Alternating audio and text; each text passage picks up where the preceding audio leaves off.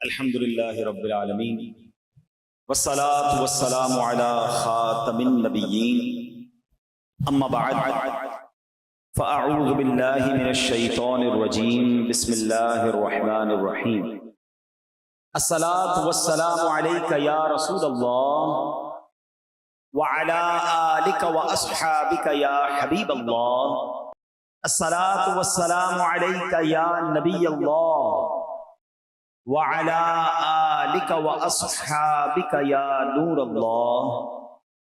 درود پاک پڑھنے کے بے شمار فضائل و برکات ہیں۔ کعبے کے بدر الدجا، طیبہ کے شمس الضحا صلی اللہ تعالی علیہ وسلم کا فرمان عالی شان ہے، قیامت کے دن لوگوں میں سے سب سے زیادہ میرے قریب وہ شخص ہوگا جو مجھ پر سب سے زیادہ درود شریف پڑھتا ہوگا۔ اب یہ بظاہر تو ایک لائن ہے، ایک جملہ ہے حدیث میں، ویری شارٹ حدیث، مگر اس حدیث میں جو انعام چھپا ہوا ہے نا، وہ اگر آپ امیجن کر لیں، وہ سمجھ لیں تو یقین کریں کہ ایک ہی فضیلت درود پاک کے لیے کافی ہے کہ بندہ بس درود پاک کو اپنا وظیفہ بنا لے۔ حضرت قبلہ مفتی احمد یار خان نعیمی مشہور مفسر قرآن ہیں، اس حدیث پاک کی شرح میں فرماتے ہیں قیامت میں سب سے آرام میں وہ ہوگا جو نبی پاک علیہ الصلوۃ والسلام کے ساتھ رہے گا۔ اور حضور علیہ الصلوۃ والسلام کی قربت کا طریقہ کیا ہے، نصیب ہونے کا ذریعہ کیا ہے؟ وہ درود شریف کی کثرت ہے۔ تو اس حدیث شریف سے معلوم یہ ہوا کہ درود شریف بہترین نیکی ہے کہ تمام نیکیوں سے جنت ملتی ہے، اور درود پاک پڑھنے سے بزم جنت کے دولہا مل جاتے ہیں۔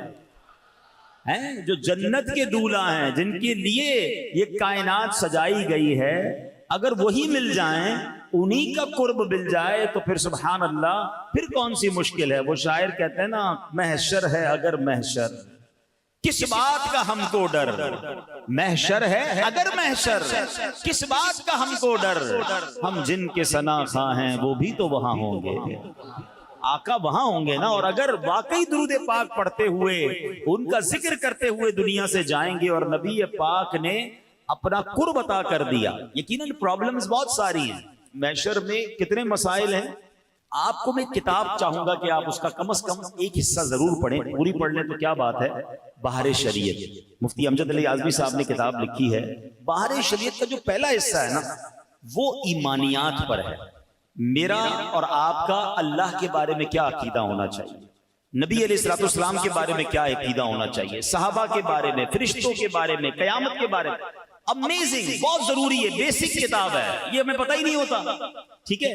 لیکن اس کتاب میں جب آپ قیامت کا باب پڑھیں گے نا، آپ یقین کریں، میں نے کئی بار وہ باب پڑھا ہے، ہم جب پڑھتے ہیں ایسا فیل ہوتا ہے، مفتی صاحب نے ایسا لکھا ہے کہ قیامت ہماری آنکھوں کے سامنے طاری ہو رہی ہے کہ پہلے کیا ہوگا، پھر کیا ہوگا، پھر کیا ہوگا۔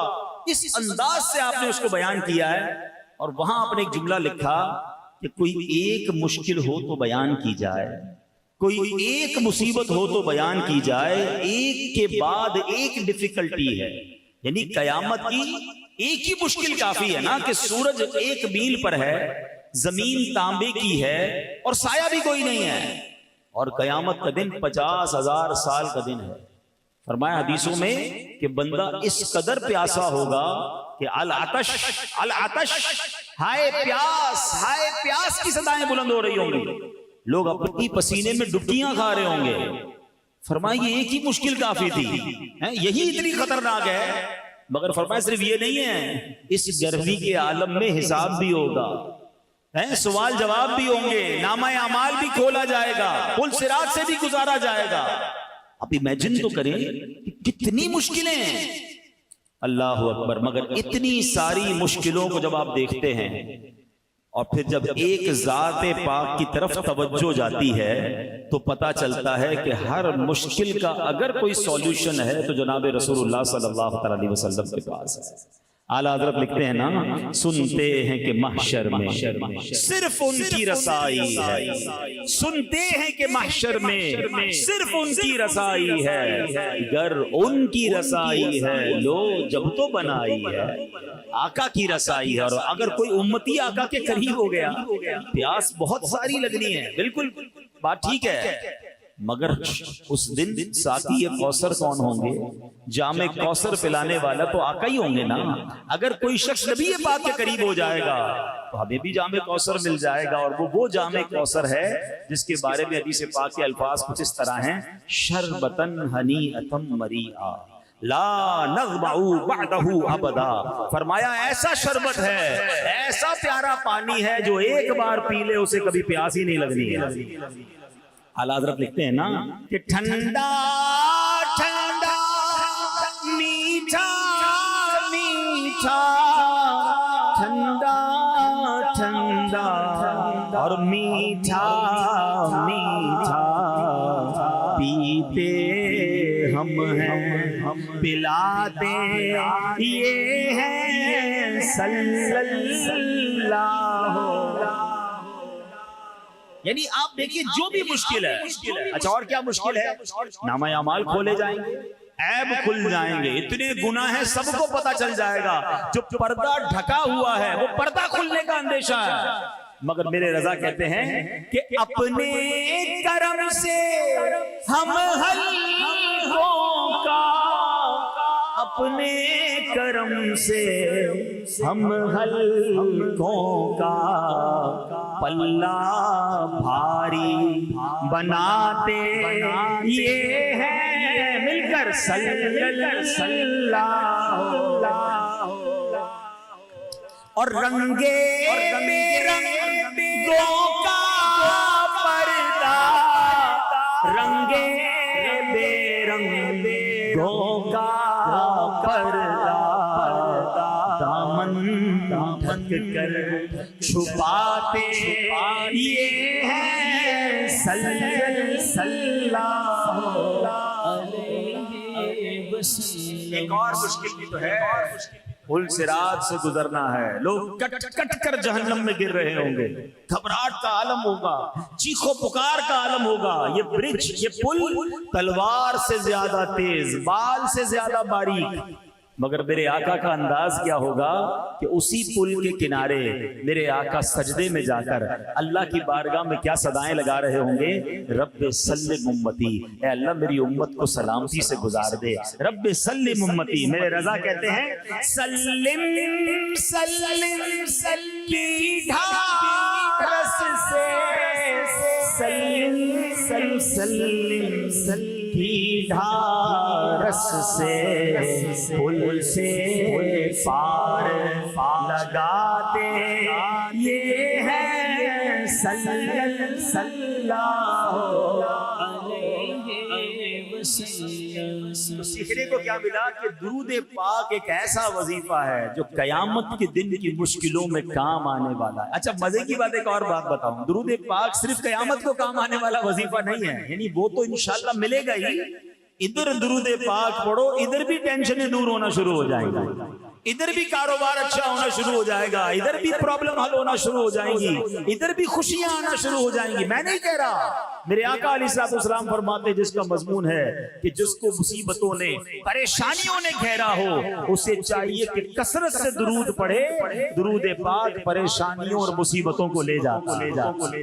تو درود پاک کو اپنا ورد بنا لیں. اب آج سے روزانہ کم از کم ہو سکے تو 1200 بار درود پاک پڑھیں, 313 بار تو کم از کم پڑھیں, تاکہ کثرت سے درود پاک پڑھنے والوں میں شامل ہو جائیں.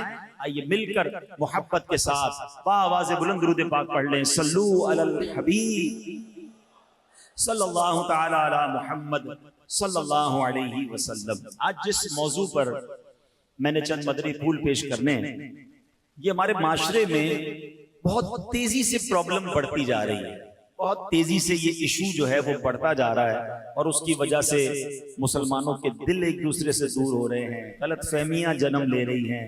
یعنی یوں سمجھیے کہ خاندانوں میں, دوستوں میں, رشتہ داروں میں اعتماد کم ہوتا جا رہا ہے. وہ معاملہ کیا ہے میں عرض کرتا ہوں. پہلے میں آپ کو ایک واقعہ سنا. حضرت ابو بکر صدیق رضی اللہ تعالیٰ عنہ کا دور تھا, اور حضرت عمر فاروق رضی اللہ عنہ ایک جگہ سے تشریف لے جا رہے تھے, تو راستے میں انہوں نے دیکھا کہ حضرت عثمان غنی رضی اللہ عنہ کہیں بیٹھے ہیں, اور آپ رضی اللہ عنہ کسی سوچ میں گم تھے. کبھی کبھی ایسا ہوتا ہے نا کہ آپ اور میں ایسی کسی سوچ میں ہوتے ہیں کہ سامنے سے کوئی گزر جائے پھر بھی پتہ نہیں چلتا. بعض اوقات بندہ ہاتھ ہلاتا ہے، بھائی کدھر ہو، میری طرف تو دیکھو. اچھا ہم کسی کو دیکھ رہے تو سمجھ رہے مجھے دیکھ رہا ہے، مگر ہم اسے نہیں دیکھ رہے ہوتے، ذہن کہیں اور ہوتا ہے. بندہ جب کسی گہری سوچ میں ہوتا ہے تو سامنے کیا ہو رہا ہے اس پر توجہ نہیں ہوتی. ٹھیک ہے. حضرت عثمان غنی رضی اللہ عنہ اسی کیفیت میں تھے. حضرت عمر فاروق رضی اللہ عنہ نے وہاں سے گزرے، آپ نے سلام کیا. یہ بھی سیکھنے کو ملا کہ جب کسی کو مسلمان کو دیکھیں، قریب سے گزریں تو سلام کریں. تو آپ نے سلام کیا. حضرت عثمان غنی نے جواب نہیں دیا. اچھا حضرت عمر فاروق کو بڑا عجیب سا لگا کہ عثمان غنی رضی اللہ عنہ نے جواب نہیں دیا مجھے. آپ چلے گئے حضرت ابوبکر صدیق رضی اللہ عنہ کے پاس، مسلمانوں کے پہلے خلیفہ کے پاس کہ حضور میں نے حضرت عثمان غنی کو سلام کیا، انہوں نے جواب نہیں دیا، لگتا ہے وہ مجھ سے ناراض ہیں، کوئی مس انڈرسٹینڈنگ ہو گئی ہے، تو مجھے سمجھ نہیں آ رہا انہوں نے جواب. وہ تو بالکل فوراً جواب دیتے ہیں، ہمارا تو بڑا پیار ہے آپس میں. تو حضرت ابوبکر صدیق رضی اللہ تعالیٰ عنہ نے معاملے کو پینڈنگ نہیں کیا کہ ٹھیک ہے بعد میں دیکھ لیں گے، میں بات کر لوں گا. آپ نے کہا چلو ساتھ چلتے. حضرت ابوبکر صدیق حضرت عثمان غنی رضی اللہ عنہ کے پاس حضرت عمر فاروق کو لے کر آ گئے. جب وہاں پہنچے تو دونوں نے مل کے سلام کیا. حضرت عثمان غنی رضی اللہ عنہ دونوں کو جواب دیا. حضرت ابوبکر صدیق نے کہا کہ تھوڑی دیر پہلے عمر فاروق یہاں سے گزرے، آپ کو سلام کہا، آپ نے جواب نہیں دیا. حضرت عثمان غنی رضی اللہ عنہ کیا کہتے ہیں کہ کہتے ہیں حضور میں اپنے بھائی کا سلام کا جواب نہ دوں ایسا تو ہو ہی نہیں سکتا، میں نے کیسے ایسا ہو سکتا جواب نہیں دیا. تو حضرت عمر نے کہا کہ میں نے آپ کے سامنے سے میں گزرا، میں نے آپ کو سلام کیا اور آپ نے جواب نہیں دیا. تو کہتے ہیں واللہ مجھے اس کی خبر ہی نہیں کہ آپ میرے سامنے سے کب گزرے، میری تو توجہ ہی کہیں اور تھی. تو سبحان اللہ. حضرت ابوبکر صدیق کہتے ہیں یہ تو بتاؤ کس سوچ میں تھے.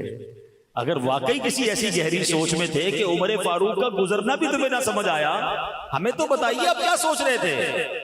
اللہ اکبر. ہمارے یہاں کوئی کسی سوچ میں گم بھی ہوتا ہے نا تو سوچ ہوتی ہے کہ کاروبار کا کیا ہوگا، تو نوکری کا کیا ہوگا، دنیا کی پرابلمز، یا بعض اوقات بدقسمتی سے کوئی کسی غلط کام، گناہوں والے کام کی توجہ میں گم ہو جاتا ہے.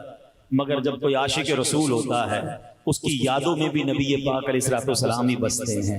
اس کی یادیں بھی ہوتی ہیں تو آخرت کی ہوتی ہیں، اس کی یادیں بھی ہوتی ہیں تو جناب کسی نیکی کے کام کے کرنے کی عادت ہوتی ہے. ویسے کبھی سوچے اس بات پر کہ مجھے اور آپ کو کبھی ایسا خیال آیا اور اس خیال میں ہم اتنے گم ہو گئے ہوں کہ میرا مرنے کے بعد کیا ہوگا، میری آخرت کیسی ہوگی، میرا جنت میں داخلہ کیسے ہوگا، یا کبھی جناب اس خیال سے مجھے اور آپ کو نیند نہ آئی ہو. ایسے تو بہت سارے لوگ ملتے ہیں کہ جناب دنیا کی ٹینشن کی وجہ سے، دنیا کے کسی پرابلم کی وجہ سے میں رات کو سو نہیں پایا، میری آنکھ کھل گئی. مگر ایسا کبھی ہوا کہ ایک رات نیند اس لیے نہ آئی ہو کہ یاد رسول نے تڑپا دیا ہو، پیارے آقا کے عشق نے تڑپا دیا ہو، دیدار رسول کے لیے میری آنکھیں بے قرار ہو گئی ہوں، مدینے کی یاد ہو اور میری آنکھوں میں آنسو ہوں اور اسی آنسوؤں کے ساتھ میری رات گزری ہو. کیا کبھی کوئی ایسی رات، کبھی کوئی ایسا دن ہم سے گزرا ہو؟ اللہ اکبر. یہ شعر کتنا پیارا ہے نعت کا. کاش میں اور آپ اس کے مصداق بن جائیں کہ دل میں ہو یاد تیری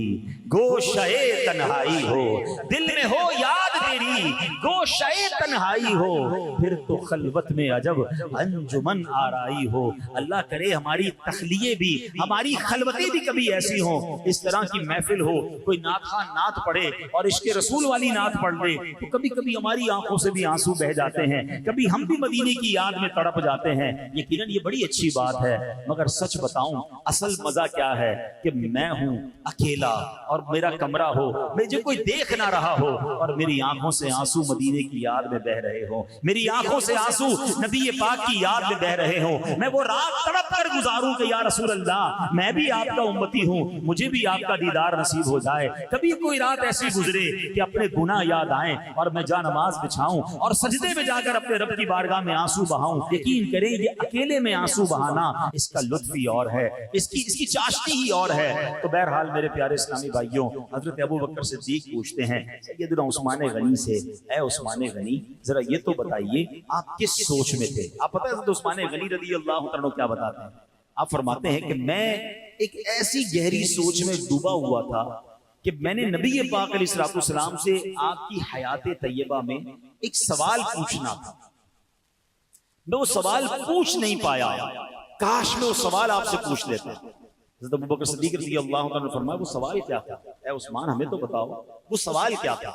تو حضرت عثمان غنی کہتے ہیں کہ میں نے سوال یہ پوچھنا تھا کہ قیامت کے دن نجات کا دار و مدار کس بات پر ہے؟ کون سی چیز ہوگی کہ جس کی وجہ سے قیامت کے دن نجات مل جائے گی، بندہ بخشا جائے گا؟ حضرت ابوبکر صدیق رضی اللہ تعالیٰ عنہ نے پتہ کیا جواب دیا؟ آپ نے فرمایا اے عثمان، میں نے اپنے آقا سے یہ سوال پوچھ لیا، آپ تو نہیں پوچھ سکے نا، میں نے پوچھ لیا ہے۔ اب روایت کے الفاظ ہیں کہ حضرت عثمان غنی خوشی سے کھڑے ہو گئے، اتنا خوش ہوئے کیونکہ ان کو یہ پتا تھا کہ انہوں نے سوال پوچھا، ان کے پاس جواب بھی ہوگا، جو سوال میں نہیں پوچھ سکا انہوں نے پوچھ لیا اور جواب بھی ہوگا۔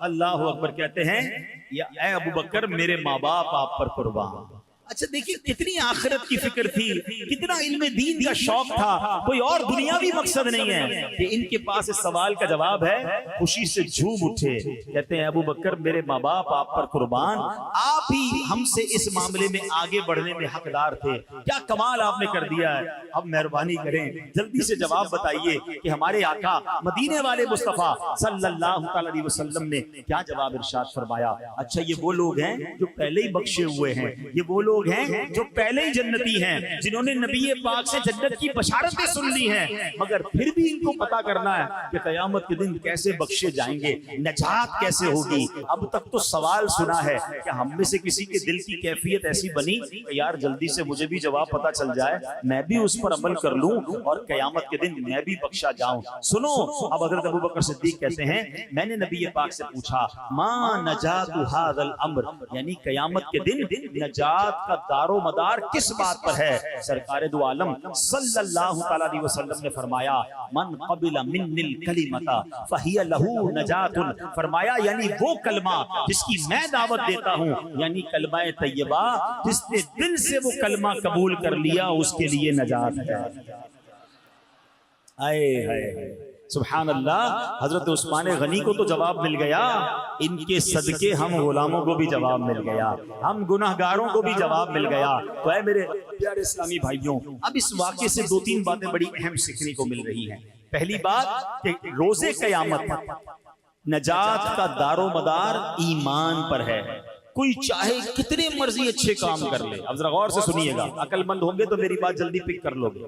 کوئی چاہے کتنے ہی بڑے اچھے اچھے کام کر لے، پوری دنیا میں یتیم خانے کھول دے، دنیا بھر کے غریبوں میں کروڑوں اربوں روپے تقسیم کر دے، ہر بے گھر کو گھر بنا دے، ہر بھوکے کو کھانا کھلا دے، جتنے چاہے بھلائی کے کام کرتا رہے، اگر اس کے دل میں ایمان نہیں تو اس کی یہ ساری بھلائیاں بیکار ہیں، اللہ کے حضور کچھ بھی قبول نہیں ہوگا، کیونکہ دار و مدار کیا ہے؟ وہ ایمان ہے، ایمان نہیں تو کچھ بھی نہیں۔ ہاں کسی کے پاس ایمان ہے اور اس کی چھوٹی سے چھوٹی نیکی، بڑی سے بڑی نیکی انشاءاللہ قبول بھی ہوگی اور جنت میں جانے کا ذریعہ بھی بن جائے گی۔ اللہ پاک خود قرآن پاک میں ارشاد فرماتا ہے ان اللہ لا یغفر ان یشرک بہ ویغفر ما دون ذلک لمن یشاء، فرمایا بے شک اللہ اس بات کو نہیں بخشتا کہ اس کے ساتھ شرک کیا جائے اور اس سے نیچے جو کچھ ہے جسے چاہتا ہے معاف فرما دیتا ہے۔ تو اب پتہ چلا کہ نجات کا دار و مدار کیا ہے؟ وہ ایمان پر ہے۔ اچھا کیا ایمان صرف کلمہ پڑھ لینے کا نام ہے؟ کلمہ پڑھ لیا؟ نہیں، بلکہ ایمان تمام اسلامی عقیدے کو، تمام اسلامی عقیدوں کو دل سے مان لینے کا نام ہے۔ میں نے کہا نا باہر شریعت کا پہلا حصہ کیوں پڑھنے کا کہا؟ ہمیں اپنے عقیدے تو پتا ہو، ہمارا ایمان کیا ہے یہ تو معلوم ہونا چاہیے نا۔ اللہ قرآن مجید فرقان حمید میں ایک اور جگہ ارشاد فرماتا ہے وَإِنِّي لَغَفَّارٌ لِمَنْ تَابَ وَآمَنَ وَعَمِلَ صَالِحًا ثُمَّ اهْتَدَىٰ، فرمایا اور بے شک میں اس آدمی کو بہت بخشنے والا ہوں جس نے توبہ کی اور ایمان لایا اور نیک عمل کیا پھر ہدایت پر رہا۔ تو پتہ چلا کہ تین باتوں کا ذکر ہے، ایمان، نیک اعمال اور ہدایت پر رہنا۔ جس میں یہ تینوں باتیں ہوں گی اللہ پاک اسے بخش دیتا ہے، اس کی بخشش فرما دیتا ہے۔ اب ہدایت پر رہنے کا کیا مطلب ہے؟ کیسے ہدایت پر رہیں؟ حضرت سعید بن جبیر رحمت اللہ تعالی علیہ اس کی تفسیر میں فرماتے ہیں استقامہ لفرقۃ السنت والجماعہ، یعنی جو ایمان لائے، نیک اعمال کرے، پھر اس کے ساتھ ساتھ اہل سنت والجماعت کے عقائد یعنی عاشقان رسول والے عقیدوں پر ثابت قدم رہے، اس کی بخشش ہو جاتی ہے۔ تو اب انشاءاللہ ہمیں یہ باتیں سمجھنی ہیں کہ ایمان کی اہمیت کیا ہے، عقیدے کی اہمیت کیا ہے۔ اب یہاں پر ایک اور بات بھی یاد رکھیے، ہم اس وقت الحمدللہ اللہ کا شکر ادا کرتے ہیں مسلمان ہیں، ٹھیک ہے، لیکن ایمان سنبھال کر، ایمان بچا کر قبر میں جانا، یہ بھی بات یاد رکھیے۔ اس وقت چاروں طرف سے ایمان پر حملے ہو رہے ہیں، بدعقیدگی کے حملے ہو رہے ہیں، عجیب عجیب انداز میں ایمان کے ڈاکو جو ہیں، کوئی قرآن کی غلط تفسیر بتا کر آپ کے ایمان پر ڈاکہ ڈال رہا ہے، کوئی جناب حدیث کی غلط شرح کر کے الگ الگ انداز میں جناب لوگ آپ کے ایمان کے در پہ ہیں۔ اچھا، ہمیں بھی ایک عجیب سا خبط سوار ہو گیا ہے کہ سب کو سننا ہے، ہر کسی کو سن رہے ہیں۔ مجھے ایک بات بتائیے، لیاقت آباد والوں بڑے عقل مند کہلاتے ہیں آپ، گھر بنانا ہو تو کس سے بناتے ہیں؟ بلڈنگ بنانے والے بلڈر سے بناتے ہیں یا موچی سے بناتے ہیں؟ جواب دیجئے، بلڈر سے بناتے ہیں۔ اچھا، علاج کروانا ہو تو علاج ڈاکٹر سے کرواتے ہیں یا گوشت کاٹنے والے کسائی سے کرواتے ہیں؟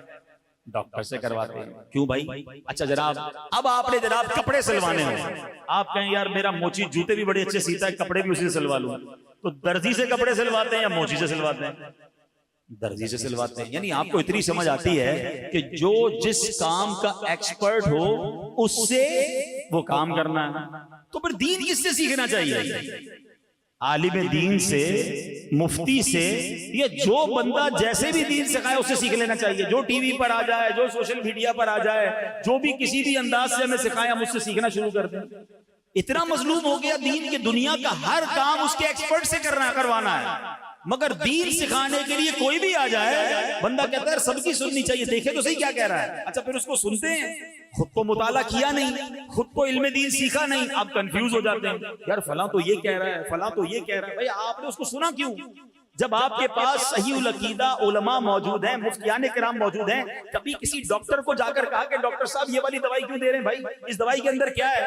آپ کہتے ہیں یار یہ ایکسپرٹ ہے، جو دوائی دے رہا ہے کھا لو بھائی، علاج ہو جائے گا، اس پر بھروسہ ہے۔ جب آپ کو صحیح العقیدہ علماء کرام مفتیان کرام مل گئے، وہ جو فرما رہے ہیں اس پر عمل کریں، ہر کسی کی سن کر کنفیوز ہونا چھوڑ دیں، ورنہ میرے اعلیٰ حضرت نے 100 سال پہلے کہہ دیا تھا، اور اب تو حالات اور بہت خراب ہیں۔ آپ فرماتے سونا جنگل رات اندھیری چھائی بدلی کالی ہے، سونے والو جاگتے رہیو چوروں کی رکھوالی ہے۔ یعنی چور ہی رکھوال بن گئے ہیں، تو چور کر چوری کرنا کتنا آسان ہو گیا، یعنی ایمان کے ڈاکو گھوم رہے ہیں۔ اور پھر آپ نے فرمایا آنکھ سے کاجل صاف چرا لیں، یا وہ چور بلا کے ہیں، تیری کٹڑی تاکی ہے اور تو نے نیند نکالی ہے۔ ایسے شاطر چور ہیں کہ آنکھ سے کاجل چرا لیں۔ آنکھ سے کاجل کوئی چرا سکتا ہے کیسے؟ فرمایا ہاں یہ ایسے شاطر ہیں، تمہیں پتہ بھی نہیں چلے گا، تمہیں دین کی بات کر کے، تمہیں سنت کی بات کر کے، تمہیں قرآن سنا کر تمہارا ایمان لے جائیں گے، اور تم سمجھو گے میں تو دین سیکھ رہا ہوں، میں تو جناب ماڈرن دین سیکھ رہا ہوں، میں تو لبرل دین سیکھ رہا ہوں۔ جناب آپ غور کریں یہ پلان کیا ہے جو آج کل یہ ایمان کے ڈاکو آئے ہیں۔ پہلے آپ کو صحابہ سے دور کریں گے، پھر آپ کو اولیاء سے دور کریں گے، پھر آپ کو علماء سے دور کریں گے، کہیں گے کسی کی ضرورت نہیں ہے، پھر آپ ڈائریکٹ دین سیکھو۔ جب دین سے یہ سارے لوگ ہٹ جائیں گے تو پھر آپ کا ایمان چوری کرنا آسان ہو جائے گا، آپ کو دین سے دور کرنا آسان ہو جائے گا۔ ارے ہم کیسے اولیاء کرام کا فیضان چھوڑ دیں؟ اگر آج پاکستان اور ہندوستان میں ہم مسلمان ہیں تو یہ فیضان ہے اولیاء کرام کا۔ میرے خواجہ آئے تھے اس سرزمین پر جنہوں نے آ کر 90 لاکھ غیر مسلموں کو مسلمان کیا۔ میرے دادا آئے تھے پاکستان میں جنہوں نے اسلام کے پیغام کو یہاں پہنچایا۔ نبی پاک کے دنیا سے ظاہری طور پر پردہ فرمانے کے بعد صحابہ کرام پوری دنیا میں گئے۔ یہ تسلسل ہے، یہ فیضان ہے مصطفیٰ کریم کا، یہ فیضان ہے صحابہ کا، یہ فیضان ہے اولیاء کا۔ اور آج ہمیں کہا جا رہا ہے جناب یہ اولیاء کرام کی، یہ علماء کرام کی، ان سب کو بیچ سے ہٹا دو۔ تو اب جناب آپ خود یہ پلان سمجھ لیں یہ کیا ہے۔ صدیوں سے لوگ ان بزرگوں کے ذریعے مسلمان ہو رہے ہیں، ان بزرگوں کے ذریعے دین سیکھ رہے ہیں، اور آج آ کر ہمیں کوئی سمجھاتا ہے اور ہمارا نوجوان کنفیوز ہو کر پھر کہتا ہے جناب وہ تو یہ کہہ رہا ہے، وہ تو یہ کہہ رہا ہے۔ تو یہ بات یاد رکھیے گا کہ ایمان بڑی قیمتی چیز ہے، ایمان نہیں تو کچھ نہیں۔ ایمان سنبھال کر، ایمان سلامت لے کر مجھے اور آپ کو قبر میں جانا ہے تو اچھی صحبتیں رکھیے، عاشقان رسول کی صحبتیں رکھیے، اہل علم کی صحبتیں رکھیے، تاکہ ایمان بھی محفوظ رہے اور عقیدہ بھی محفوظ رہے۔ اور اس مبارک واقعے سے ایک اور بات بڑی پیاری سیکھنے کو مل رہی ہے کہ حضرت ابوبکر صدیق رضی اللہ تعالیٰ عنہ نے غلط فہمی کو باقی نہیں رہنے دیا۔ مس انڈرسٹینڈنگ کو فوراً ختم کیا. اس کو لنگر آن بھی کیا جا سکتا تھا, بعد میں دیکھ لیں گے. حضرت عمر فاروق کے دل میں ہو سکتا ہے کچھ بات رہ جاتی کہ پتہ نہیں کیوں سلام نہیں کیا. رائٹ اوے پہنچے, فوراً بات کی کہ ہم نے آپ کو سلام کیا, آپ نے جواب نہیں دیا. انہوں نے کہا میں تو دیکھ ہی نہیں پایا, میں کسی اور سوچ میں تھا. مس انڈرسٹینڈنگ ختم ہو گئی نا.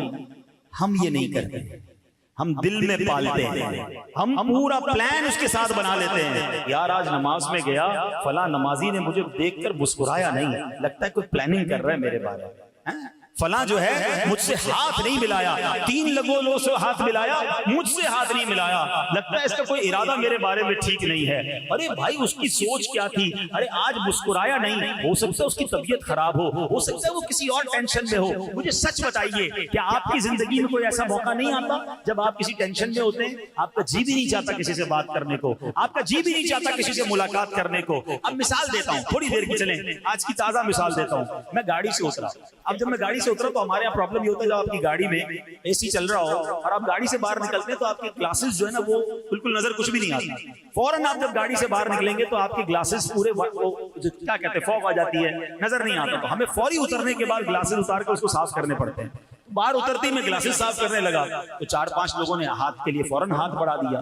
مجھے تو وہ نظر ہی نہیں آ رہے تھے. میں نے اپنی گلاسز صاف کیے, گلاسز پہنے تو لوگوں نے ہٹانا شروع کر دیا. اب میں جب آگے آیا نا تو میں نے کہا ہو سکتا ہے کسی کے دل میں خیال آیا یار مولانا صاحب تو بڑے آدمی ہیں, مغرور ہیں, ہاتھ بڑھایا تو ہاتھ بھی نہیں ملایا. اچھا ہو سکتا ہے اسی کی کسی نے ویڈیو بنا دی.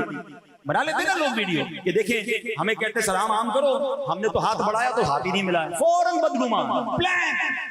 یعنی مجھے ایک بات سمجھ نہیں آتی کہ ہماری سوئی نیگیٹو سے کیوں شروع ہوتی ہے. ہماری ہر بات ہمیشہ نیگیٹو سے شروع ہوگی. مثال کے طور پہ ہم نے کسی کو فون کیا, فون نہیں اٹھایا. ہاں بھائی بڑا آدمی ہو گیا ہے, جب اپنا کام ہوتا ہے تو پہلی بیل میں اٹھاتا ہے, خود فون کرتا ہے. آج میں نے فون کیا تو فون ہی نہیں اٹھا رہا. اچھا یہ تو وہ بدگمان ہو رہا ہے کہ جس کو یہ پتا ہے کہ اس کے پاس میرا نمبر ہے. ہمارے ساتھ تو نہیں کہانی ہے, ہم کسی کا فون نہ اٹھا کہتے ہیں آپ غریبوں کا فون نہیں اٹھاتے. میں نے کہا یار مجھے آج تک کوئی ایسا سافٹ ویئر نہیں ملا کہ آپ کے فون نمبر کے ساتھ بینک بیلنس بھی لکھا ہوا آتا ہو کہ کسی غریب صاحب کی کال آ رہی ہے, امیر کی کال آ رہی ہے. میں تو کسی کا بھی نہیں اٹھا پاتا. تو کیوں بدگمان ہو جاتے ہیں ایک دوسرے کے بارے میں؟ اب غور کریں نا, فون نہیں اٹھایا بڑا آدمی ہو گیا. اچھا کسی کو دعوت میں بلایا, نہیں آیا. ہاں بھائی غریبوں کی دعوت میں کہاں آئیں گے, امیروں کی دعوت میں جاتے ہیں. پہلے اس سے پوچھو تو صحیح بھائی کیوں نہیں آیا, ہو سکتا ہے خود بیمار ہو.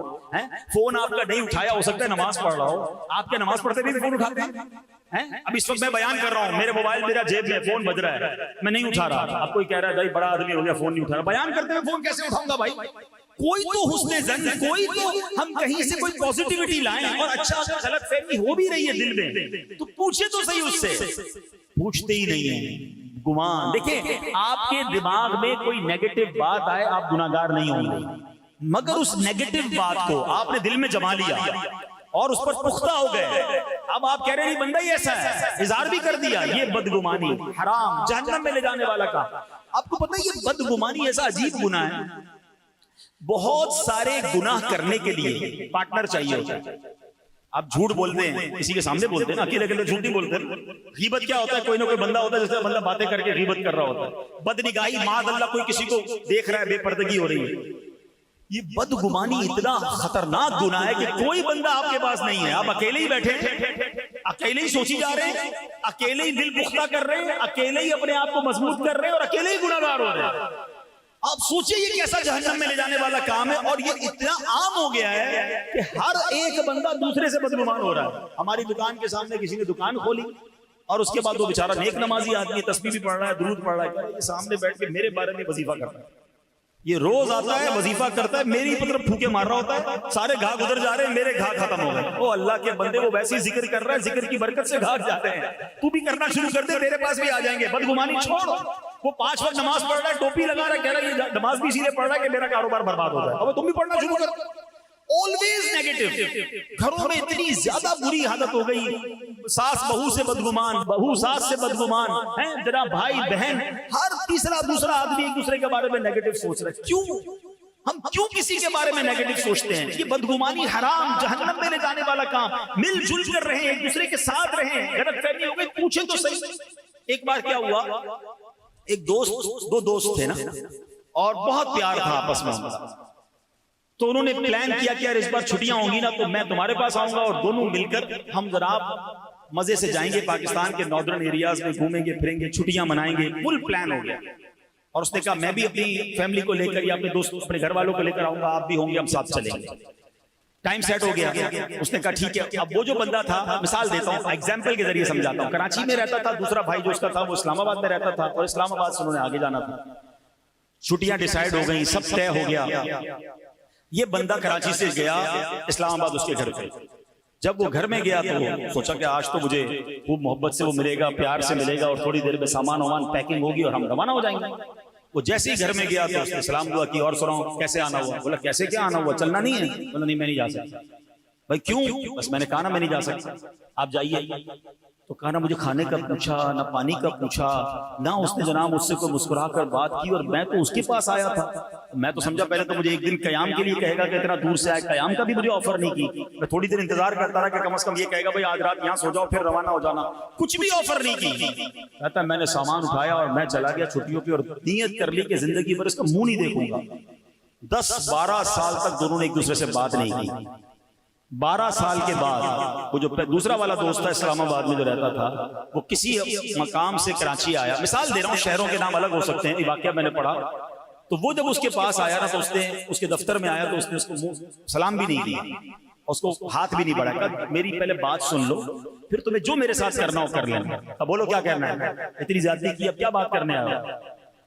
کہ تمہیں پتا ہے کہ جب ہمارا گھومنے پھرنے کا پروگرام بنا تھا کچھ مہینوں پہلے، بڑے ارمانوں کے بعد، بڑے سالوں کے بعد میرے یہاں بیٹے کی ولادت ہوئی. ہاں مجھے پتا ہے تمہارے یہاں بیٹا ہوا تھا، بہت سالوں سے اولاد نہیں ہو رہی تھی. کہ جس دن تم نے میرے گھر آنا تھا اس سے چند گھنٹے پہلے میرے اس بچے کا انتقال ہو گیا تھا. میرے گھر میں کوہرام مچا ہوا تھا. میرے گھر والے اندر کمرے میں چیخو پکار کر رہے تھے، رو رہے تھے، آہو فغاں تھی.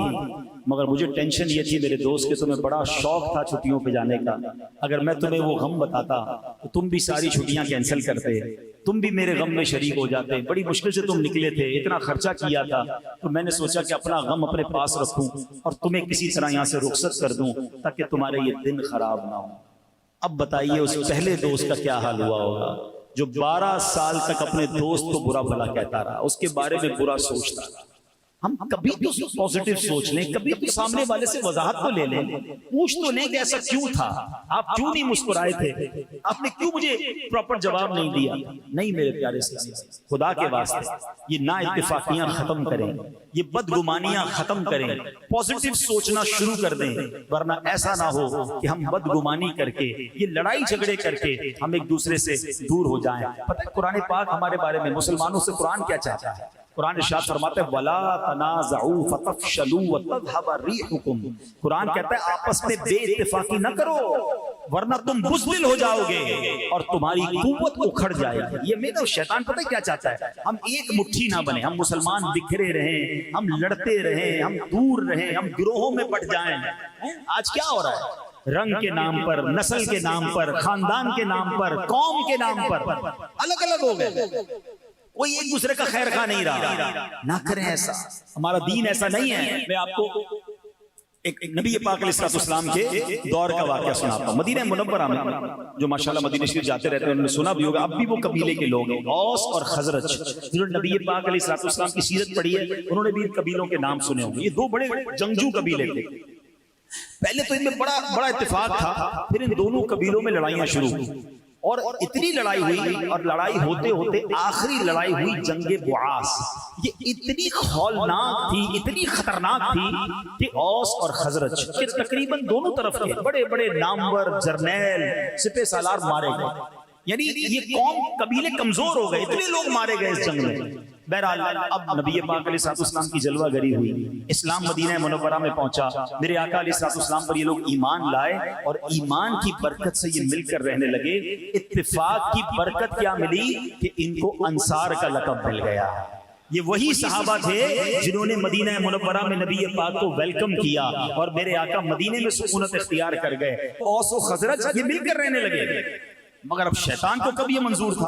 ایک بار کیا ہوا کہ یہ اوس و خزرج جو تھے یہ آپس میں بیٹھے ہوئے تھے بڑی محبت کے ساتھ، تو ایک غیر مسلم کا وہاں سے گزر ہوا، اس نے دیکھا یہی دو قبیلے جو خون کے پیاسے تھے اب بھائیوں کی طرح رہ رہے ہیں، تو اس نے کیا کیا، ایک بندے کو کہا جاؤ پرانی جنگوں کی باتیں ان کے سامنے کرو۔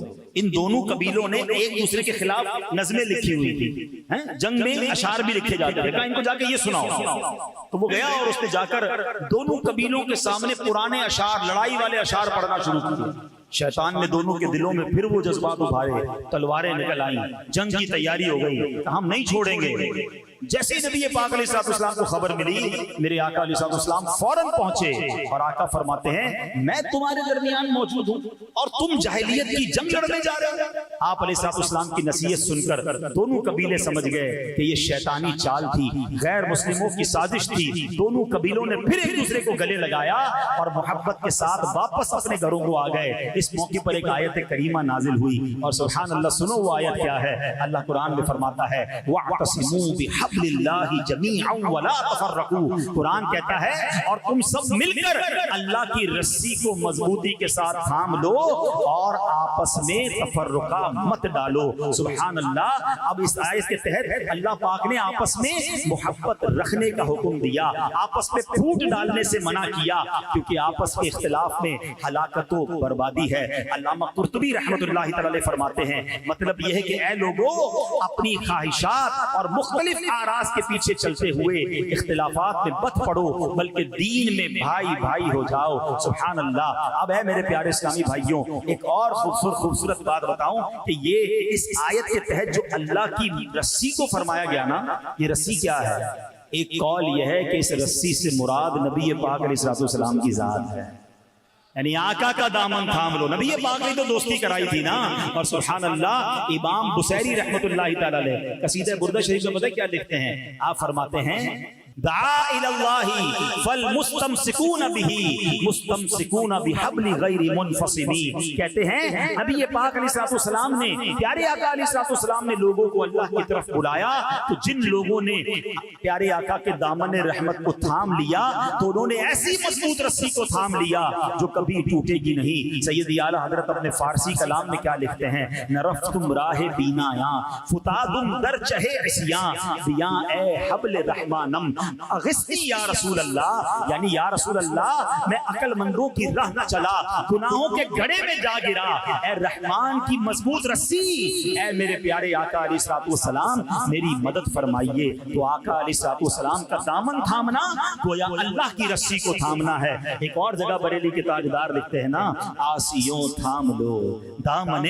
مصطفیٰ، آسیوں تھام لو دامن مصطفیٰ اور پڑھو رب کی رحمت پہ لاکھوں سلام۔ تو اے میرے پیارے اسلامی بھائیوں، ہمیں آپس کے تفرقے سے بچنا ہے، ہمیں آپس کی نفرتوں سے بچنا ہے۔ عاشقان رسول مسلمانوں کو ایک ہو کر رہنا ہے۔ یہ چھوٹی چھوٹی باتوں پر دل کھٹا نہ کیا کرو، رشتہ داریاں نہ توڑ دیا کرو، دوستیاں ختم نہ کیا کرو، مسلمانوں کے لیے کینہ اور بغض نہ رکھا کریں، دل بڑا رکھیں۔ ایک بات سمجھ لیجئے، ہم سارے انسان ہیں اور انسان یہ خطا کا پتلا ہے، انسان سے مسٹیک بھی ہو جاتی ہے۔ اگر میرے بھائی سے کوئی غلطی ہو بھی گئی ہے تو کوئی بات نہیں، میں اسے معاف کر دوں۔ ہمارا ایک اور پرابلم کیا ہے کہ ہم آپس کے جو تعلقات ہیں نا، وہ ہم ادلے بدلے میں رکھتے ہیں۔ اس نے مجھے بلایا تو میں ایسے بلاؤں گا، اس نے مجھ سے مسکرا کر ملا تو میں ملوں گا، اس نے تحفہ دیا تو میں تحفہ دوں، ادلا بدلا ہو رہا ہے۔ نہیں، کوئی مجھے مسکرا کر ملے نہ ملے، کوئی میری طبیعت پوچھے نہ پوچھے، کوئی میرے ساتھ بھلائی کرے نہ کرے، یہ اس کا مسئلہ ہے۔ میں اللہ کی رضا کے لیے کسی کے ساتھ محبت کروں، میں اللہ کی رضا کے لیے مسلمان کی مدد کروں۔ اے میرے پیارے اسلامی بھائیوں، حدیث پاک میں آتا ہے مسلمان دوسرے مسلمان کے لیے عمارت کی مانند ہے جو کہ ایک دوسرے کو مضبوط کرتا ہے۔ یہ فرماتے ہوئے سرکار دو عالم علیہ السلام نے ایک ہاتھ کی انگلیاں دوسری ہاتھ کی انگلیوں میں ڈال دی کہ عمارت ایک دوسرے کو مضبوط کرتی ہے۔ ہم ایک دوسرے کے خیر خواہ بنے، ہاتھ پکڑنے والے بنے، دشمن نہ بنے۔ اے میرے پیارے اسلامی بھائیوں، اب آتے ہیں آخری بات۔ ویسے تو اس بیان پر بہت ساری چیزیں موجود ہیں، مگر میں ایک اور بات کر لوں کہ آپس میں پیار کیسے بڑھے، محبت کیسے بڑھے۔ آج بیان کے بعد ہم کیا ایسا کام شروع کر دیں کہ چلیں دلوں سے نفرت دور ہوں۔ تو آئیے محبت بڑھانے والے آقا، ساری دنیا کے مسلمانوں کو جوڑنے والے آقا صلی اللہ علیہ وسلم نے فرمایا لا تدخلوا الجنت حتی تؤمنوا، تم اس وقت تک جنت میں داخل نہیں ہو سکتے جب تک ایمان نہ لے آؤ۔ پھر فرمایا وَلَا تُؤْمِنُوا حَتَّى تَحَابُّوا، اور تم اس وقت تک کامل مومن نہیں ہو سکتے جب تک آپس میں محبت نہ کرو. اور سبحان اللہ، آقا فرماتے کیا میں تمہیں وہ بات نہ بتاؤں جو آپس میں محبت کو بڑھاتی ہے؟ فرمایا افشوا السلام بینکم، آپس میں سلام کو عام کرو. تو سلام کو عام کریں، ایک دوسرے کو دیکھیں، ملیں، سلام کریں. جس کو جانتے نہیں جانتے سلام کرتے ہوئے آگے بڑھیں تو انشاءاللہ یہ محبتیں بڑھائے گی. اسی طرح مصافحہ، ہاتھ ملانا، یہ بھی محبت اور اخوت کو بڑھانے کا طریقہ ہے. سرکار دو عالم علیہ الصلوۃ والسلام فرماتے ہیں ایک دوسرے کے ساتھ مصافحہ کرو، اس سے کینہ یعنی دل میں چھپا ہوا جذبہ عداوت جو ہے وہ جاتا رہتا ہے. تو اے میرے پیارے اسلامی بھائیوں، ہمیں مسلمانوں کے لیے ہمدردی ہونی چاہیے. ایک اور جگہ سرکار دو عالم علیہ اسلام فرماتے ہیں جو کسی غم زدہ شخص سے غم خاری کرے گا اللہ پاک اسے تقوی کا لباس پہنائے گا اور روحوں کے درمیان اس کی روح پر رحمت فرمائے گا. اور جو کسی مصیبت زدہ سے غم خاری کرے گا اللہ پاک اسے جنت کے جوڑوں میں سے 2 ایسے جوڑے عطا کرے گا جن کی قیمت پوری دنیا بھی نہیں ہو سکتی ہے. جنتی جوڑے چاہیے تو غم خاری کریں، دلوں میں سکون داخل کریں، ٹینشن نہ دیں، ہاں راحت دیں. کچھ لوگ ہوتے ہیں جو لوگوں کے لیے ٹینشن بنتے ہیں، روب جماتے ہیں، دھمکاتے ہیں، ڈراتے ہیں. ایسا مت کرنا. مسلمانوں کو راحت پہنچاؤ، تم مسلمانوں کو خوش کرو گے اللہ تمہیں خوش کر دے گا، اللہ تمہاری مشکل آسان کر دے گا. آپ لوگوں کے لیے آسانیاں پیدا کرنے والے بن جائیں. تو آج ہے میرے پیارے اسلامی بھائیوں، اگر کسی وجہ سے کسی رشتہ دار، کسی دوست، کسی پڑوسی سے کسی وجہ سے بھی اگر کوئی شرعی وجہ نہیں ہے اور آپس میں دوری ہو گئی ہے، غلط فہمی ہو گئی ہے، اللہ کی رضا کے لیے معاف کر دیں، دل بڑا کر لیں، محبت کے ساتھ رہیں. چھوٹی سی زندگی ہے، کب تک لڑتے رہو گے؟ ان چیزوں کو ختم کر کے پیار اور محبت کے ساتھ زندگی گزاریں. اللہ ہمیں باہم اتفاق اور اتحاد نصیب فرمائے، ہمیں نفرتوں سے دور رکھے، ہمیں خوش اسلوبی کے ساتھ، حسن ظن کے ساتھ زندگی گزارنے کی توفیق عطا فرمائے، اور ہم سب کو اپنے ایمان کی اور عقیدے کی حفاظت کرنے کی توفیق عطا فرمائے. الحمدللہ ایسی پیاری باتیں دعوت اسلامی کے پیارے ماحول میں سکھائی جاتی ہیں. اس ماحول سے وابستہ رہیں، دعوت اسلامی کے اجتماعات میں آتے رہیں. اللہ پاک ہمیں عمل کرنے کی توفیق عطا فرمائے. صلو علی الحبیب.